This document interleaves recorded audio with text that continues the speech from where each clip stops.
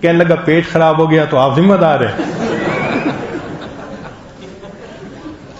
وہ پیٹ خراب ہونے کا ایک اور بھی واقعہ ہے کہ ایک صاحب مہمان گئے تو انہوں نے 20 روٹیاں لا کے رکھی، تو اس نے ان میں سے 20 میں سے 19 کھا لی اور ایک روٹی واپس کر دی، یہ واپس لے جاؤ۔ اس نے کہا واپس کیوں کی؟ کہنے لگا پیٹ خراب ہو گیا تو آپ ذمہ دار ہیں۔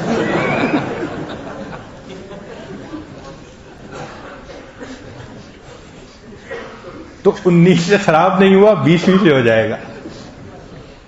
تو حدیث پاک میں ہے کہ نبی اسلام نے فرمایا مسلمان ایک آنت سے کھاتا ہے اور کافر 7 آنتوں سے کھاتا ہے۔ تو اس بھوک کی کوئی حد نہیں ہے۔ ایک بزرگ کو جب کوئی دعوت دیتا تو وہ جلدی قبول کر لیتے تھے۔ تو کسی نے پوچھا کہ حضرت آپ دعوت بہت جلدی قبول کر لیتے ہیں، آپ دعوت بہت جلدی قبول کر لیتے ہیں۔